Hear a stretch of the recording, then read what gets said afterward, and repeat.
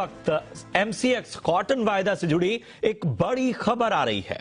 जनवरी और उसके बाद के कॉन्ट्रैक्ट में फिलहाल ट्रेडिंग पर रोक लगा दी गई है और ये पूरी खबर क्या है ये बताने के लिए हमारे साथ जी बिजनेस के कमोडिटी एडिटर मृत्युंजय कुमार झा जुड़ चुके हैं। मृत्युंजय, पूरी खबर आपसे जानना चाहेंगे।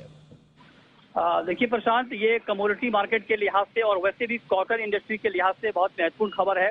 खबर यह है कि कल शुक्रवार को एक बहुत महत्वपूर्ण मीटिंग हुई सेबी के दफ्तर में। वहां पर तमाम जो स्टेक होल्डर्स थे, कॉटन से जुड़े हुए तमाम जो एसोसिएशन थे, ट्रेडर थे, उन लोगों ने इस मीटिंग में हिस्सा लिया, भाग लिया।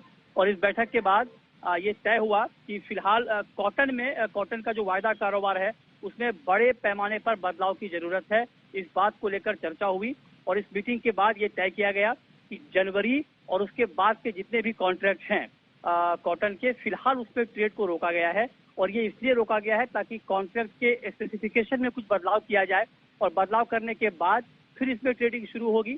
और ये कहा गया है कि कॉटन के कॉन्ट्रैक्ट में बदलाव करने के लिए कम से कम 30 दिन का वक्त लगेगा और 30 दिन के अंदर उसमें बदलाव किए जाएंगे। उसके बाद फिर से इसमें वायदा कारोबार शुरू होगा। और इसके अलावा 2-3 और महत्वपूर्ण बातें कही गई हैं। एक तो ये कहा गया कि जो सर्विलांस का सिस्टम है उसको और मजबूत किया जाए ताकि किसी भी तरह की गड़बड़ी की आशंका को देखने के बाद उसको तुरंत पकड़ा जाए। तीसरी महत्वपूर्ण बात ये कही गई कि जो प्रोडक्ट एडवाइजरी कमेटी है कॉटन की, उसमें बदलाव किया जाएगा, कुछ नए मेंबर शामिल किए जाएंगे। और साथ ही जो स्टेक होल्डर्स हैं, जो कॉटन से जुड़े हुए लोग हैं, उनकी भागीदारी और बढ़ाई जाएगी ताकि इस ट्रेड को और मजबूत और ट्रांसपेरेंट बनाया जाए।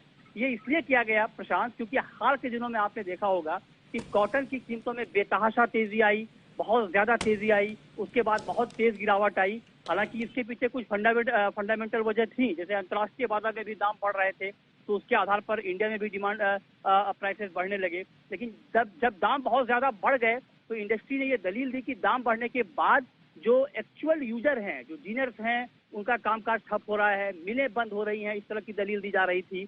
तो अलग अलग कुछ लोग ये कह रहे हैं कि इसके पीछे वायदा बाजार भी जिम्मेदार है। हालांकि कुछ लोगों का ये कहना है कि वायदा को जिम्मेदार ठहराना ठीक नहीं है, क्योंकि अंतर्राष्ट्रीय बाजार में भी दाम बढ़ रहे थे, लिहाजा उसका इम्पैक्ट इंडियन मार्केट के ऊपर आना था। इसको लेकर के अलग अलग दलीलें दी जा रही हैं। लेकिन इन सबके बीच एक अच्छा काम ये हुआ है कि इसको बहुत गंभीरता से लिया गया है और वायदा बाजार को और ट्रांसपेरेंट बनाने के लिए और मजबूत बनाने के लिए ये कुछ अहम फैसले कल की मीटिंग में लिए गए। बिल्कुल, बहुत बहुत शुक्रिया करेंगे मृत्युंजय आपका इस अहम जानकारी के लिए।